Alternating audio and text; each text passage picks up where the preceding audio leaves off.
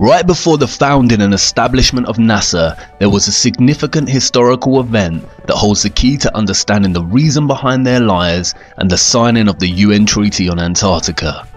But before looking at this event, it is necessary to examine the theory of the Big Bang, and any historical reference to such a phenomena before the theory was established in 1929 by Edwin Hubble, who was influenced by the work of Albert Einstein and Georges Lemay. When tracing the beliefs and theories on the origins of the world we inhabit through history, I discovered various creationist tales, primarily of similar nature to the Abrahamic view of creation. I also encountered various works of philosophers and scientists such as Aristotle, Immanuel Kant, Johannes Kepler and Isaac Newton that proposed a theory of the infinite nature of the universe. There is one text, however, that predates all of these ideas: the Kabbalah, a tradition of Jewish mysticism that can be dated back to 13th century BC, 1,000 years before Aristotle lived. In traditional understanding, it is said to originate from the time of Eden. The Kabbalah's account of the origin of the earth and universe is a complex one, but the summary of its vision can be understood through its concept of Ein Sof, which translates to unending or infinity. The Kabbalah lays out its origin story as such. In the beginning, the Ein Sof withdrew into itself, creating an empty space or vacuum, within which the forces of Din began to take on an independent life. The contraction of the Ein Sof thus resulted in a purging of the harsh dross, which contained all elements of potential evil from the being of God. The empty space thus contained the forces of Din and a remnant, the Reshimu, or impression of the divine light. At this point, the Ein Sof emanated a ray, which is represented in the first letter of the Tetragrammaton. This ray worked to organize the opposing forces that now filled this space. The opposing forces were together in a vessel no bigger than a tiny spark. This ray caused the shattering of the vessel and formed the planets and brought into manifestation the primordial man. Moses Nachmanides, a 13th century Kabbalist rabbi, summarizes this origin story, stating, "There was only one physical creation, and that creation of a tiny speck. As this speck expanded out, this substance, so thin it has no essence, turned into matter as we know it." This is strikingly similar to what we have come to know as the Big Bang. Universe Today provides a succinct summary of the Big Bang. The Big Bang hypothesis states that all of the current and past matter in the universe came into existence at the same time, roughly 13.8 billion years ago. At this time, all matter was compacted into a very small ball with infinite density and intense heat called a singularity. Suddenly, the singularity began expanding and the universe as we know it began. This is the same story. Both present the idea that in the beginning there was a vacuum, and then a small speck appeared, and from there began the expansion of matter, forming the planets and the world we know today. The only difference is that Kabbalah is written in a mythological discourse and the Big Bang is constructed in scientific discourse. But stylistic language choices aside, it appears that the Kabbalah had worked out the origins of the universe a long time before Einstein, Hubble and others. This leaves us with two conclusions from this discovery. 1. Contemporary Big Bang theory has proven the Kabbalah and its teachings. All people who believe in this theory should seek out the Kabbalist rabbi to learn more about what they believe. Or 2. Contemporary Big Bang theory was stolen from the Kabbalah, in which case neither is correct and it is all a big lie. I will return to this origin story shortly, but before I do, it is essential that we look at some of the esoteric teachings of the Kabbalah. Kabbalah in Hebrew means to receive or to orally receive. The secret, esoteric teachings of its mysticism were orally taught, written in codes, numerologies and symbols. Symbolism and numerology are especially important in Kabbalistic mysticism. Many books of the Kabbalah are extremely cryptic in nature, especially the Book of Zohar, which translates as splendor, and the Book of Bahir, which translates as illumination. Both texts have been deemed to be coded with gematria, which is a form of numerology where letters have corresponding numbers. A well-known example of Hebrew gematria is the word chai, which translates to alive, and is composed of 2 Hebrew letters that add up to the number 18. This has made the number 18 a lucky number for Jewish people, and gifts of money in multiples of 18 are very popular.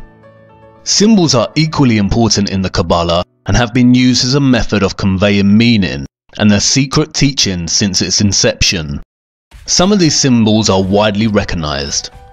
For instance, the Kabbalah Tree of Life, or the Sephirot, the Hamza, and perhaps most famously, the 6-pointed star, the hexagram, or what is now referred to as the Star of David, and the symbol adorning Israel's flag.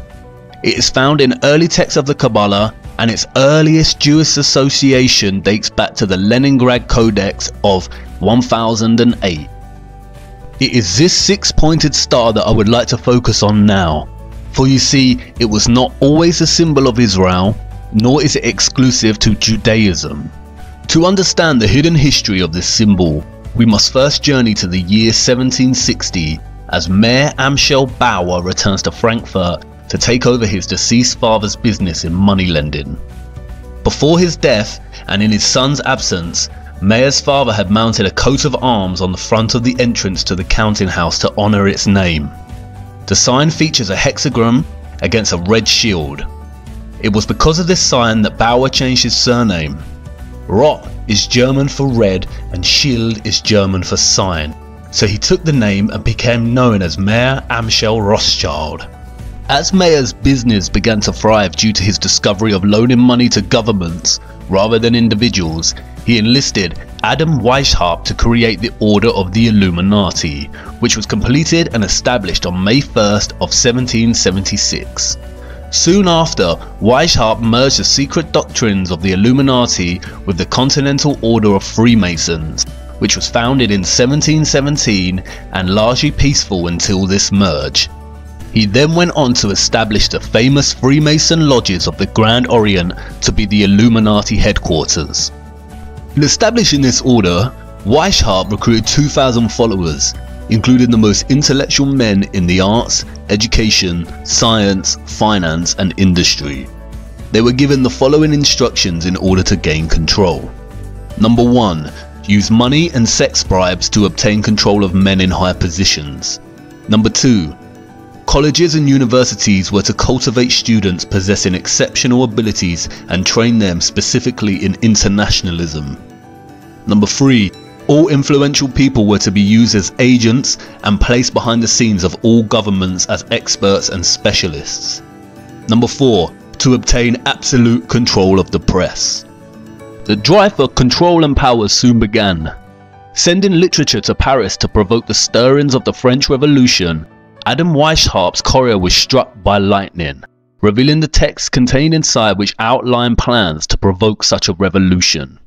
The Bavarian authorities seized the text and the government published the details of their doctrines in a text titled The Original Writings of the Order and Sect of the Illuminati.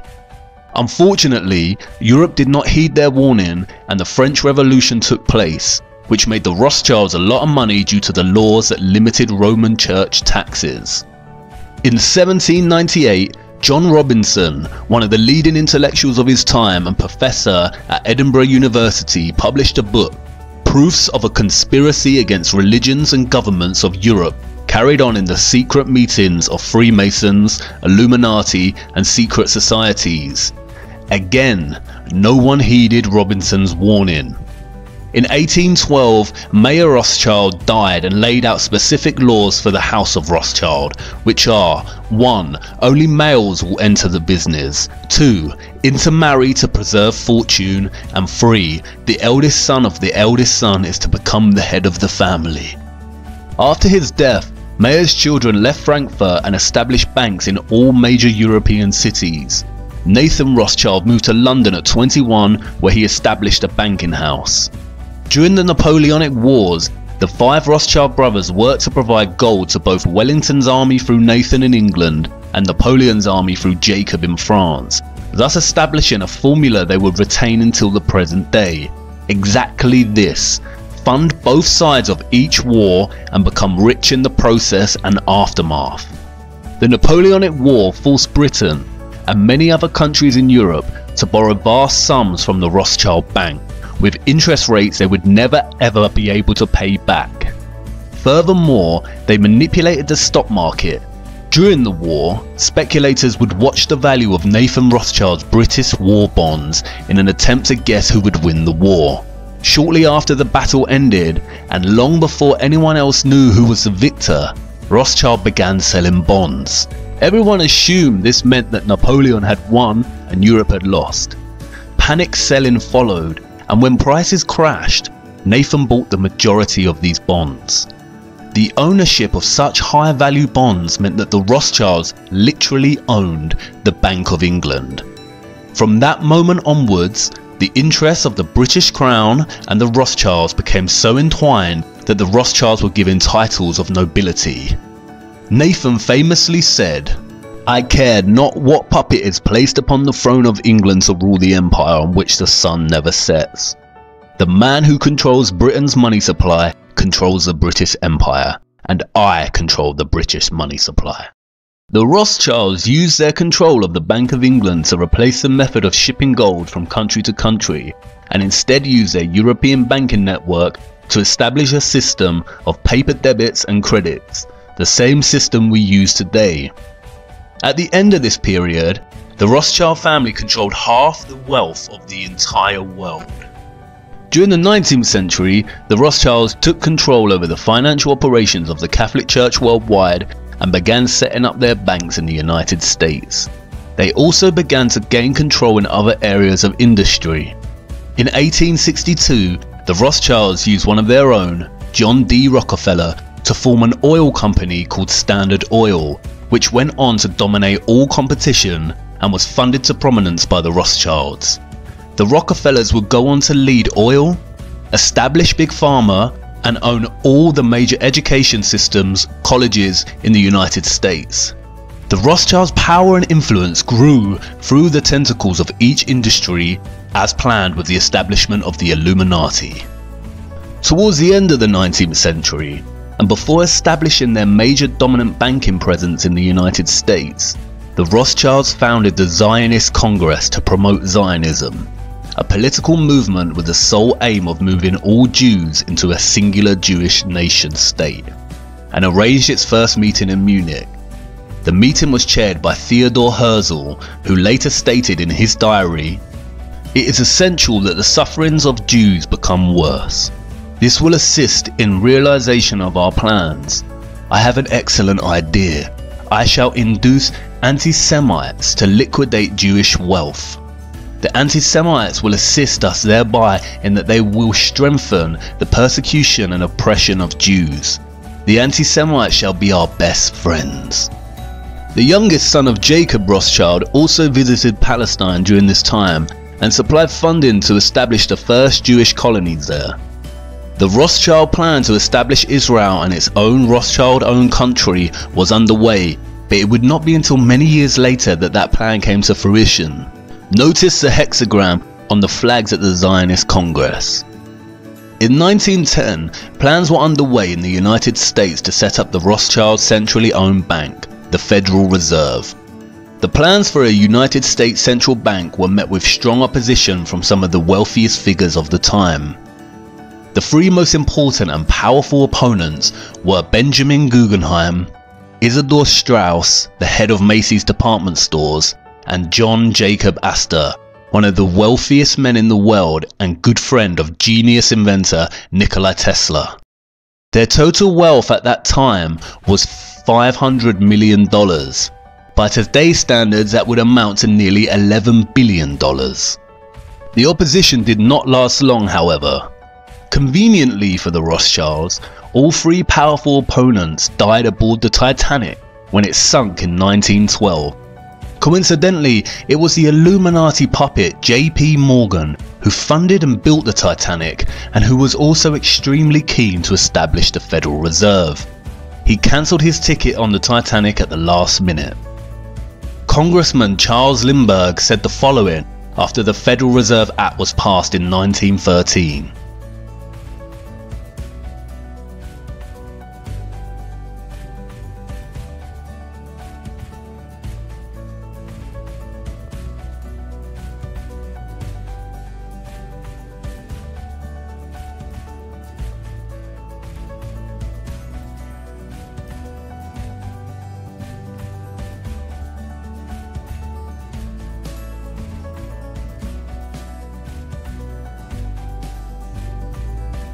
The last part of this statement is especially important.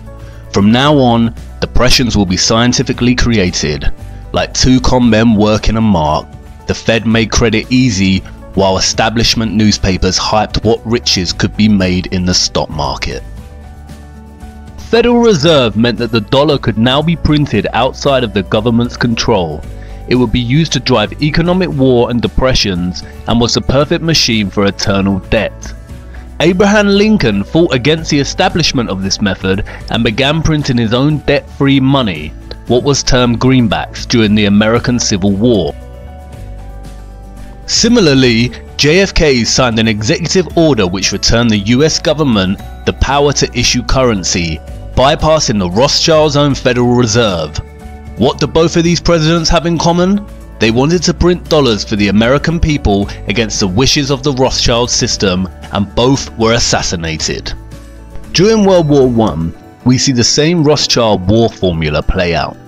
The German Rothschild loaned money to the German government, the British Rothschild loaned money to the British government, and the French Rothschild loaned money to the French government. During the war, and while Britain is considering Germany's offer of armistice, Louis Brandeis, the elected leader of the Executive Committee for Zionist Affairs, sends a Zionist delegate from America to Britain, with the promise to bring America on the side of the British, provided the British agree to give the land of Palestine to the Rothschilds. The Rothschilds had interest in the Far East, and having their own governed state meant that they could own their own military, which they could use on any aggressor who stood in the way of those interests. In light of this, the British Foreign Secretary, Arthur James Balfour, drafted a letter which became known as the Balfour Declaration, to none other than dear Lord Rothschild. It states that the British government would do all it can to help establish Palestine a national home for the Jewish people. In 1919, the Paris Peace Conference was held to discuss reparations that the Germans needed to pay to the victors of the war. The host of the conference was Baron Edmund de Rothschild. A delegation of 117 Zionists headed up by Bernard Baruch brought up the subject of Palestine. The Germans felt betrayed as the nation had always had good relations towards Jews. The conference was also used by the Rothschilds to float the idea of setting up a world government called the League of Nations.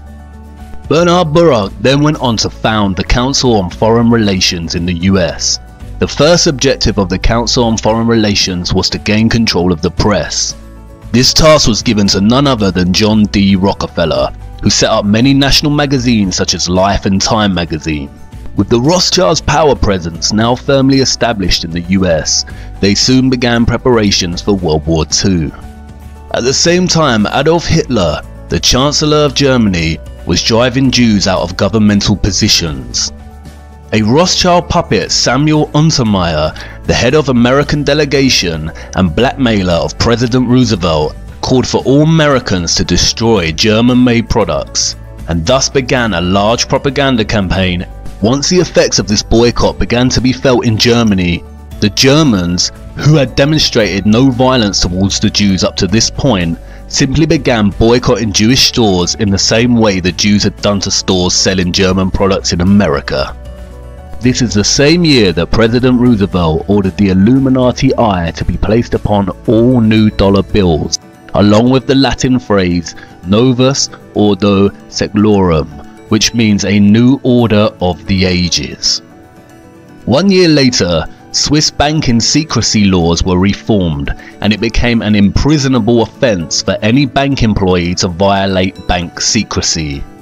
This is all in preparation to cover the trace of the Rothschilds as they fund both sides of the war. You see, the Rothschild-controlled US company IG Farben would go on to arm Germany in the war and produce Zyklon B, the lethal gas used in the concentration camps. The Rothschilds also financed American IBM, which provided the supply machines to the Nazis to produce the punch cards to help organize and manage initial identification and expulsion of Jews, the confiscation of their property, and their eventual extermination. Interestingly, during this time, Prescott Bush, the father of President George Herbert Walker Bush, had his company seized under the Trade-in with the Enemy Act. He was funding Hitler from America while American soldiers were fighting against the Germans. The Rothschilds' connection to Hitler may be more understated than initially realized. As Hans-Jürgen Kohler's Inside the Gestapo states, Adolf Hitler's grandmother Maria was a servant at the Rothschild mansion. You see, the war was very choreographed and had nothing but the Rothschilds' interests in mind. As Zionist Isaac Greenbaum in a speech to the Zionist Executive Council put so succinctly, "One cow in Palestine is worth more than all the Jews in Poland." This piece of propaganda was to scare Jewish survivors into believing their only place of safety was Israel. At the end of the war, in 1945, the Rothschilds not only profited significantly financially, but their vision of a League of Nations came to fruition with the establishment of the United Nations. The British had stated that there would be no more immigration of Jews to Palestine in order to protect the Palestinians, but after the Second World War, the British transferred control of Palestine to the United Nations. The United Nations divided Palestine into two states, one Zionist and one Arab, with Jerusalem to remain as an international zone to be shared by all religious faiths. In the years that followed, the Israelis launched a series of military assaults on the Arab Palestinians, causing a mass exodus.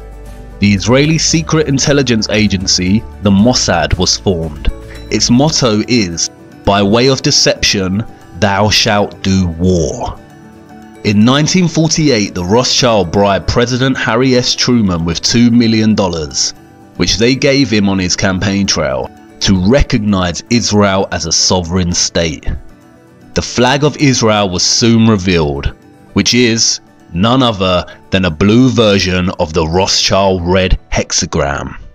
And this is where the story just begins. Follow me to part 6 so we can take a look at the true meaning of this 6-sided star.